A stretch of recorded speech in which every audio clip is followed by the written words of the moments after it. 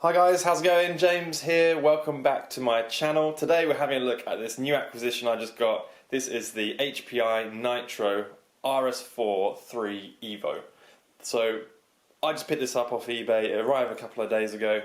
To me, this is always, back in my mid-teens, this was my poster girl of the RC world. I really wanted one of these cars, but for whatever reason, it's just always the one that got away. So I've been having a look on eBay recently. This one popped up.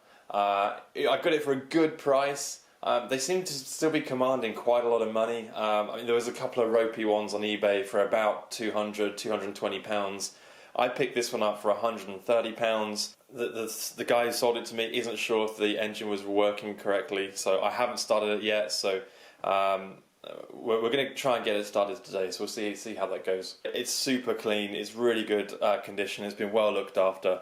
As you can see, it's the Dodge Viper version. It's not the body I would have personally gone for. I really like the look of the BMW M3, the silver one they did. That would have been my choice personally, but the body's getting super rare now. Most of them are bashed about, battered around, so this one's actually, again, in pretty good condition. It's got some aftermarket white wheels with some blue nuts on it.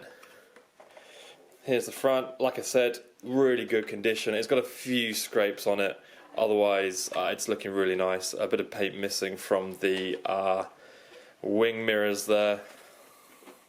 Again, looking around the rear, looking really sweet. You can just see the engine there through the pull start hole. I'm super impressed with this, guys. I really like how this thing looks. I guess, as I said, always wanted one. This is like almost a childhood dream for me. I just cannot wait to get it running. Let's take a look under the shell. Alright guys, so under the shell, here we go. Now this is what really sold this particular car to me. This thing is absolutely spotless. Now the RS4, this version of the RS4, this is the RTR version, this came out in about 2006, 2007, it's now 2021. So this car is 15, 16 years old, and it is so clean, it's absolutely spotless. It's been really well looked after, so I'm really happy with that. Now I have done a couple of things to it already before this video, since this was delivered to me. Personally, buying nitros off eBay is always a little bit of a gamble. You never really know what you're going to get. It's either you hit or miss, you can get stung, you can get a good one. Like I said, the seller doesn't know if this engine is running. It turns over, there is compression, it's not a huge amount, so I haven't tried to start it yet, but I think it just needs a bit of a rebuild. Other things that I have done to it, which I always do whenever I get a second-hand nitro, things like I've changed all the fuel piping. This is all new. I have removed the engine already. I've taken it apart and I've just sealed it. I always seal my engines, make sure it's completely airtight.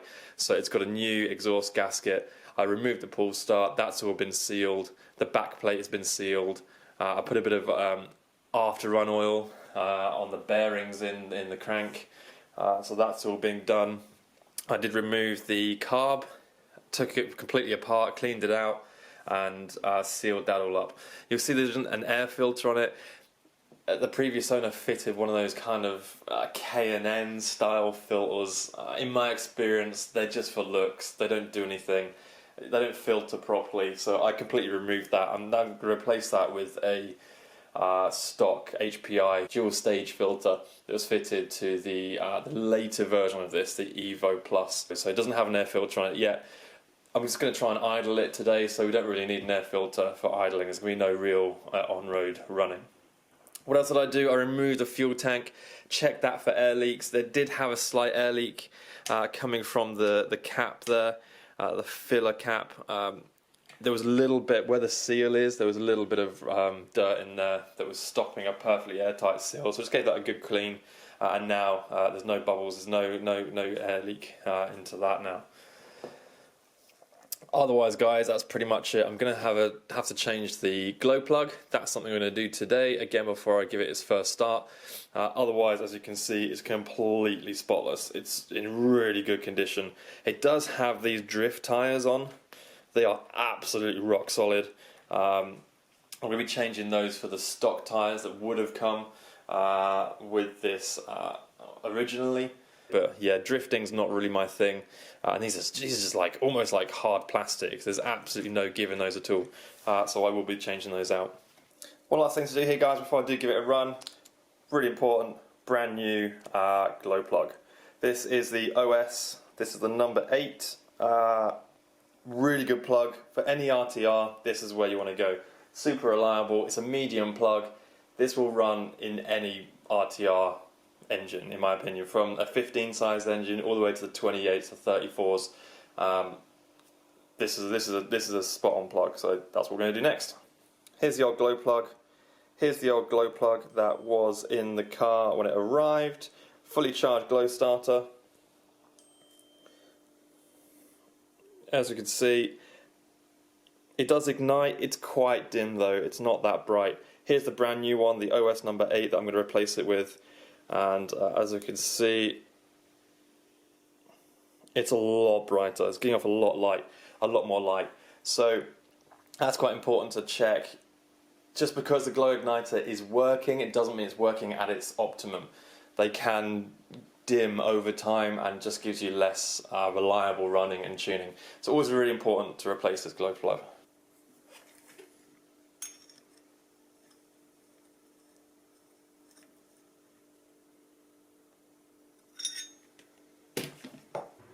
Okay guys, here we go, then we're outside. The fresh new glow plug is in there. My glow starter's fully charged.